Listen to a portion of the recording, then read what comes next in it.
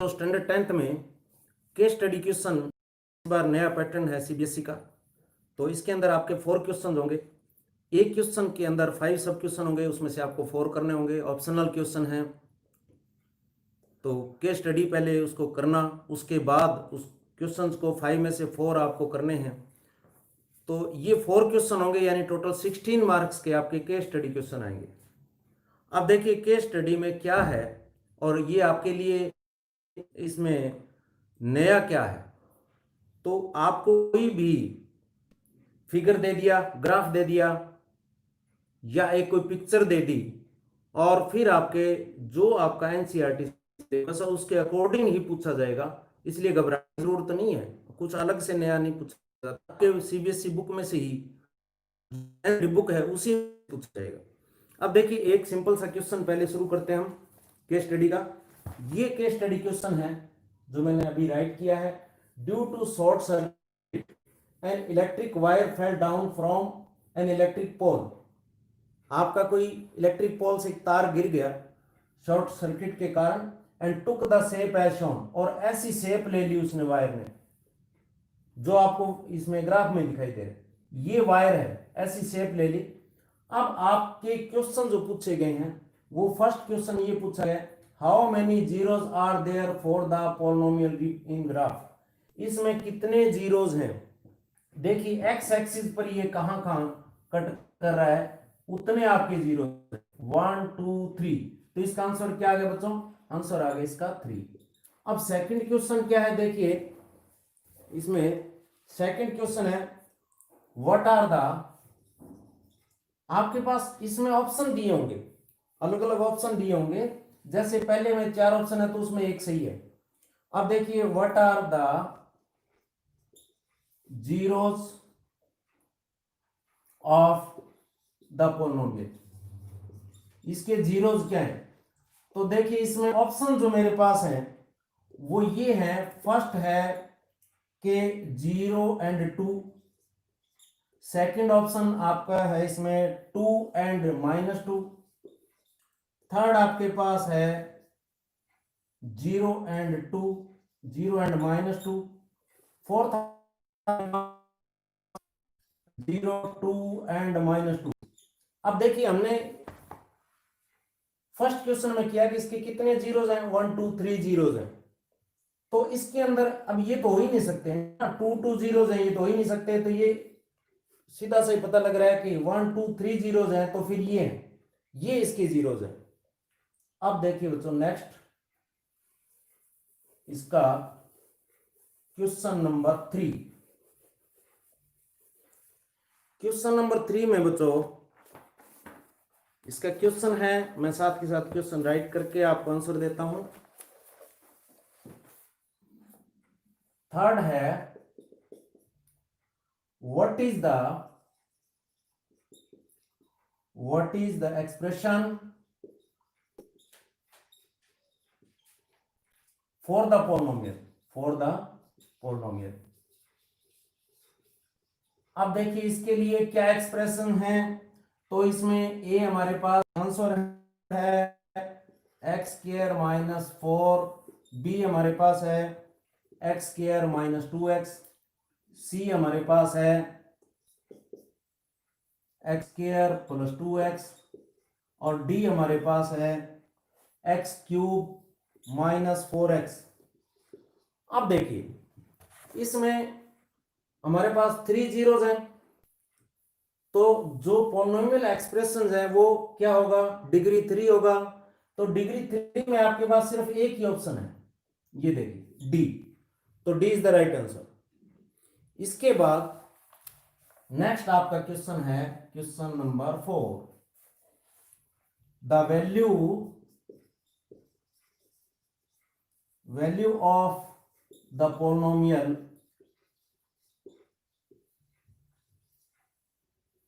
Eight x = -1 is. अब polynomial में अगर -1 वैल्यू पुट करें तो कौन सा ऑप्शन आपका सही है, a -3 सही है, या b -1, c 1, d 3। तो इसमें देखो ये हमारा था एक्स क्यूब माइनस 4x, तो इसके अंदर x इक्वल टू -1 अगर वैल्यू पुट करके देखते हैं तो आपका ये -3 और ये आ गया +4, यानी क्या आया 1। तो आपका C is the right answer. तो C जो है वो राइट आंसर है आपका। इसके बाद देखते हैं बच्चों इसी का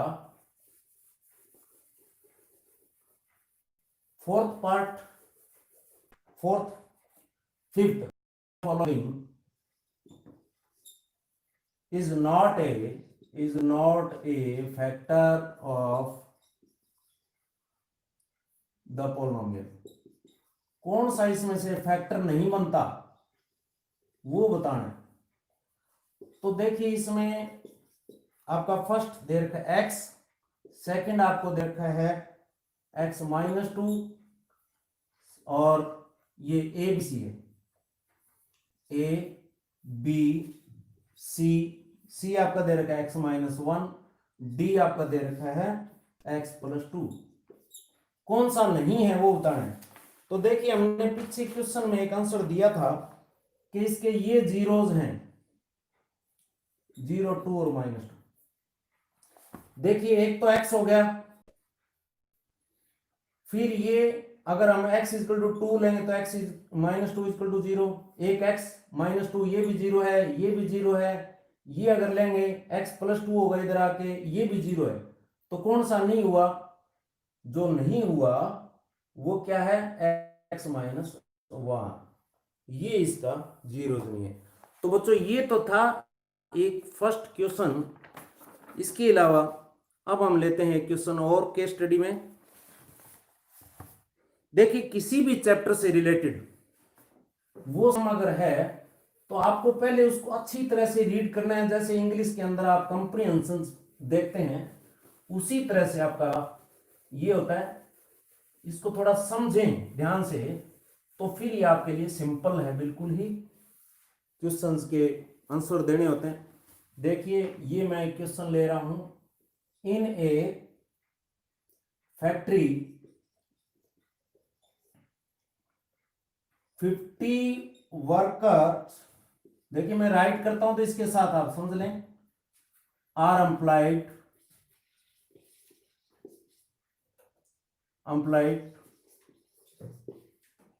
the monthly salary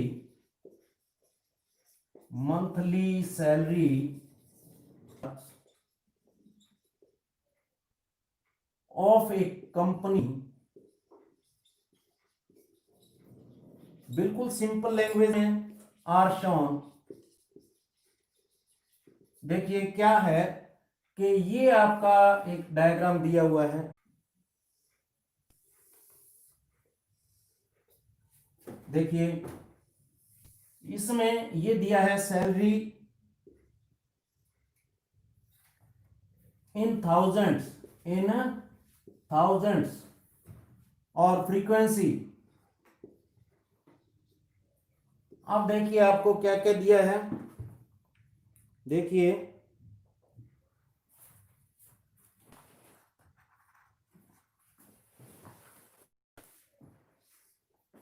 $12 to 14, 6, और इसके बाद देखिए बच्चों 14 to 16, 8, 16 to 18, 12, 18 to 20, 7, 20 to 22, 9, और 22 to 24 आपका है 8।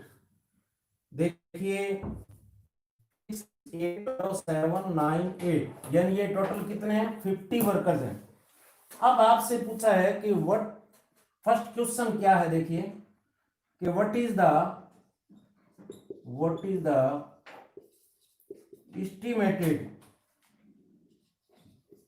estimated mean salary of the workers the workers.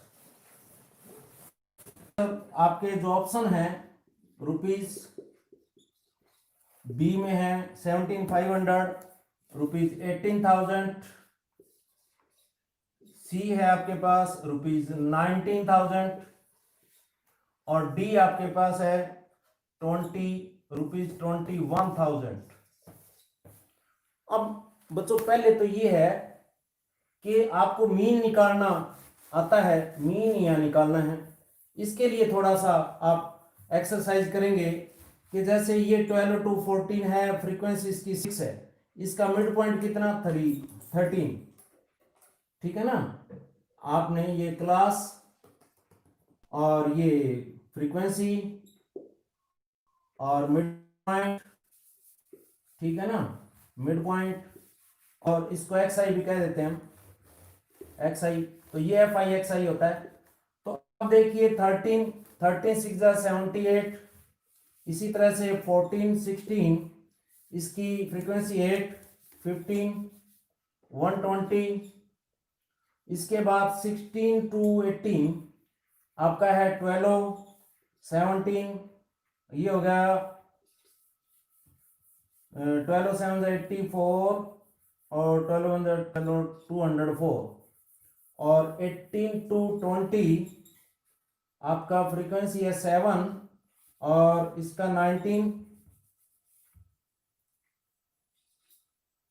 133, इसके बाद 22 है आपका 9 और इसकी 21 189, इसके बाद 22 to 24 8 है, तो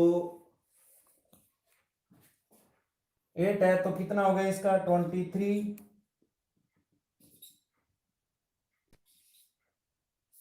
अब आप इसका टोटल करेंगे सॉरी बच्चों, 8, ये टोटल कर लेंगे,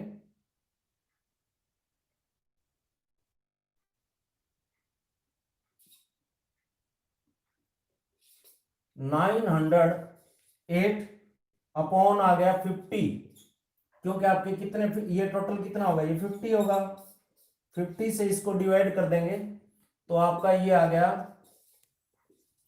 51 50 और ये 8 पर, तो आपका 18। अब इसमें ये देख लो कि 18 ये 1000 में है तो 18,000 ये आ गया, तो ये राइट आंसर है, ठीक है ना। अब देखिए इसके बाद इसी बेस्ड में एक दूसरे से लिंक्ड होते हैं क्वेश्चन। अब सेकंड क्वेश्चन जो आपका पूछा गया है, सेकंड क्वेश्चन है आपका कि what is the estimated median salary. अब बच्चों बहुत ही इजी तरीके से ये पूछे होते हैं ऑफ वर्कर्स। अब इसमें आपका ए ये दे रखा है 17,500, बी आपका दे रखा है 18,000, ये रुपीज हैं, ठीक है। इसके बाद सी आपका रुपीज 19,000, डी आपका रुपीज 21,000। तो देखिए बच्चों इसमें क्या है, कितने, अब देखिए मीडियन, अब देखो आपका कितने वर्कर्स हैं 50 का हाफ कितना 25, ये n/2 होता है ना मीडियन, तो n/2 देखेंगे तो 25 का आता है। देखिए 6 और 8 14 के बाद फिर ये 26, यानी कि इस आता है, ये मीडियन क्लास बनती है आपकी। तो 16 और 18 के बीच में, यहां 16 और 18 के बीच में मीडियन जो, अगर आप मीडियन निकालेंगे ना तो भी ये आएगा, मीडियन क्या आएगा 18,000, क्योंकि यहां आएगा इसके बीच, तो इसके बीच आपके पास 2 हैं, ठीक है ना बच्चों, 2 है, तो इसको आप जब निकाल के देखेंगे फार्मूला लेकर के मीडियन निकाल सकते हैं आप। तो वो आपका राइट आएगा, यहां आपका आएगा 18,000। अब नेक्स्ट देखिए, नेक्स्ट क्वेश्चन है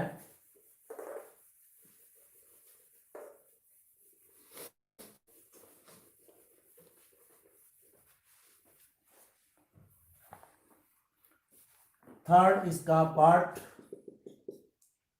ये है बच्चों, a worker is select at random.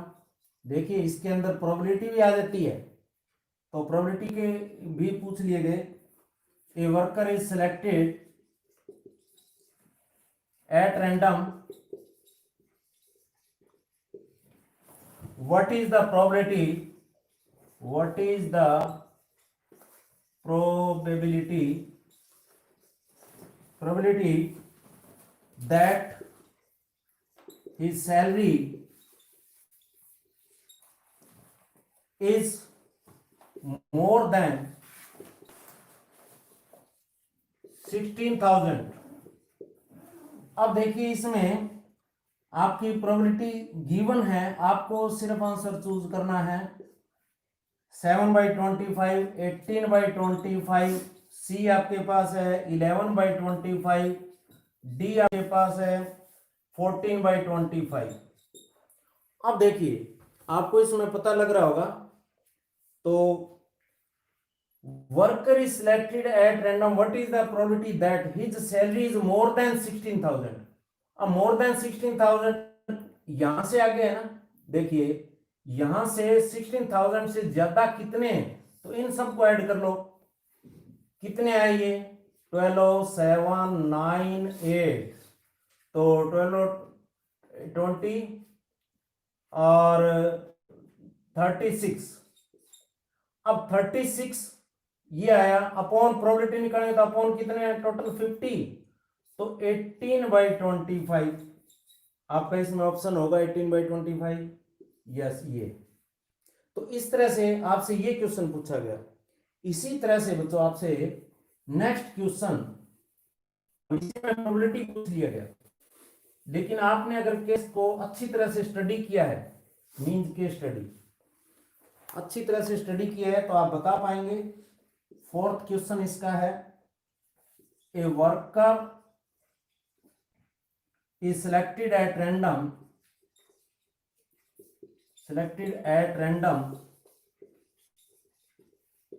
क्या what is the probability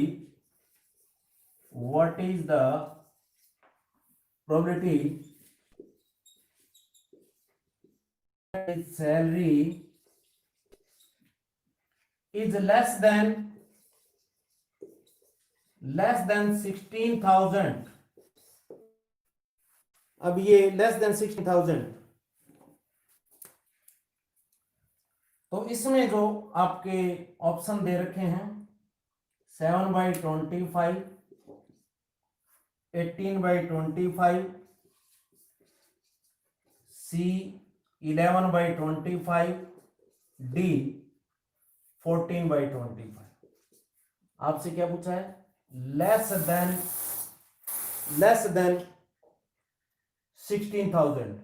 अब 16,000 से लेस ये सारे हैं,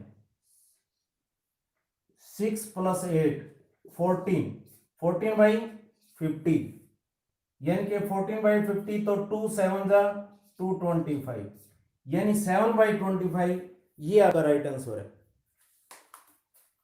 तो इसके बाद देखिए नेक्स्ट इसका फिफ्थ और लास्ट इसका पार्ट, इस क्वेश्चन का last part, how many workers earn more than the mean salary, मतलब मीन सैलरी से ज्यादा कितने वर्कर जिसमें इनकम ले रहे हैं, तो A 14, B 17, C 19 और D आपका 24। अब देखिए मीन सैलरी से ज्यादा, मीन कितना आया था अपना 18,000 आया, तो यहां इससे ज्यादा कितने लोग कमा रहे हैं, तो इनको ऐड कर देंगे। 7 9 16 और 8 14, तो ए इज द राइट आंसर। अब देखिए बच्चों, नेक्स्ट मैं इंपॉर्टेंट क्वेश्चन ले रहा हूं आपका, इसी तरह से केस स्टडी का क्वेश्चन। देखिए ये बच्चों केस स्टडी के क्वेश्चन इंटरेस्टेड भी होते हैं। आप अगर इसको